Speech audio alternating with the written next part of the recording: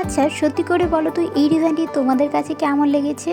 আমার কাছে কিন্তু অনেক বেশি পরিমাণেই ভালো লেগেছে। কারণ এই ডিজাইনটি কটন ভার্স দিয়ে তৈরি করা। আর এত সহজ করে যদি এত সুন্দর একটি ডিজাইন তৈরি করা সম্ভব হয়, তাহলে আমার মনে হয় না এত গর্জিয়াস গর্জিয়াস ডিজাইন কেউ তৈরি করবে।